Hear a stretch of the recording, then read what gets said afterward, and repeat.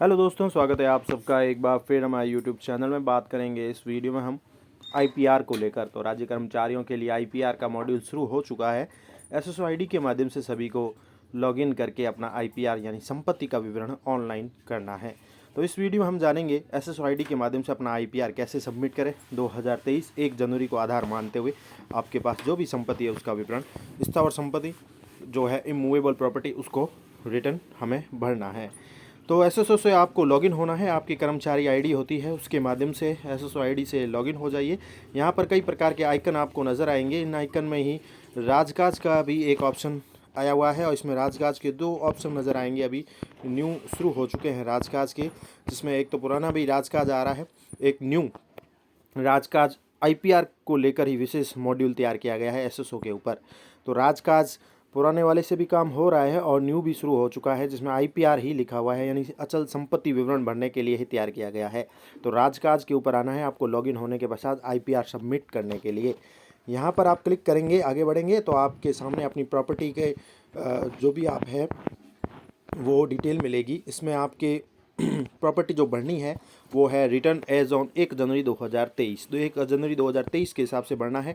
और अगर आप पहली बार भर रहे हैं तो आपको सारी ये डिटेल मैंडेटरी जो भी है ऑप्शन दिए गए हैं वो फिल करने होंगे, जैसे कि आपकी प्रॉपर्टी किस जगह है, उसका एड्रेस है, कंट्री है, डिस्ट्रिक्ट, वार्ड, सारी डिटेल आएगी। ओवन सेल्फ है, डिपेंड है, जॉइंट है, मैनेज, मैनर रिक्वायर्ड, कैसे आपने एक्वायर किया, इसको प्राप्त किया, वो सारी डिटेलें हैं। कॉन्टैक्ट डिटेल वगैरह, address, annual income for the property from the property से अगर कोई है तो प्रॉपर्टी से एनुअल इनकम फ्रॉम प्रॉपर्टी से हो रही है तो यस नो करके सेव करना है, ये डिटेल है। अगर आपके पहले से ही भरा हुआ है तो आपको ये भरने की ज़रूरत नहीं है।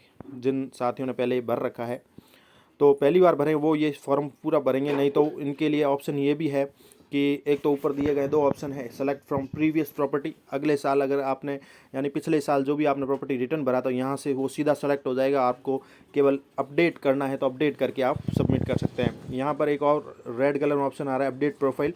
अगर आपकी बेसिक डिटेल वगैरह आपको अपडेट करनी है, एज ए कर्मचारी आपका बेसिक वेतन वगैरह बढ़ा है तो ऐसे में वो अपडेट प्रोफाइल में जाके भी आप अपडेट कर सकते हैं, वो भी मैं बता दूंगा। और दूसरा, अगर आपकी प्रॉपर्टी है ही नहीं, किसी भी प्रकार की प्रॉपर्टी नहीं है, तो आपको यहाँ पर टिक कर देना है केवल please check to fill IPR with no property return. अगर आपकी किसी भी प्रकार का रिटर्न है ही नहीं, यानी कि कह सकते हैं संपत्ति नहीं है, तो आपको रिटर्न देने की ज़रूरत नहीं है। तो प्लीज़ आप जो है लिखा हुआ है यहाँ पर टिक कर दीजिए, please check to fill IPR with no property return, यानी प्रॉपर्टी रिटर्न भरना नहीं चाहते हैं और आपकी प्रॉपर्टी है ही नहीं, तो आप यहाँ से टिक कर देंगे और सीधा सा ही एक फॉर्म ओपन हो जाएगा इस प्रकार का। अगर आपकी प्रॉपर्टी नहीं है तो इस प्रकार का ओपन हो जाएगा, जिसमें आप जैसे टिक करेंगे तो आ जाएगा please enter remark for filling IPR without any property return. कोई भी नहीं है प्रॉपर्टी तो ऐसे करके आप यहाँ पर कोई ऑप्शन लिख दें जैसे नो प्रॉपर्टी, सबमिट कर दें आईपीआर और आपके ओटीपी के माध्यम से सबमिट हो जाएगा। ये नहीं जिनके प्रॉपर्टी नो प्रॉपर्टी रिटर्न है उनके लिए है। अब जिनके है तो उनके लिए मैंने बता दिया कि आप तो सेलेक्ट कर सकते हैं, एक तो प्रीवियस का भी सिलेक्ट कर सकते हैं, न्यूली भर रहे हैं तो भी वो भी सिलेक्ट कर सकते हैं। अब जैसे जो भी प्रॉपर्टी है आप प्रीवियस ईयर की सिलेक्ट करते हैं तो आपकी प्रीवियस ईयर की शो हो जाएगी और उसका एड्रेस वगैरह शो होगा, वहाँ से आप सेलेक्ट कर सकते हैं। सेलेक्ट का ऑप्शन बजाए और सेलेक्ट करने के पश्चात उसको अपडेट करना चाहते हैं प्रॉपर्टी रिटर्न को लेकर भी, तो आप उसमें अपडेट भी ऑप्शन है।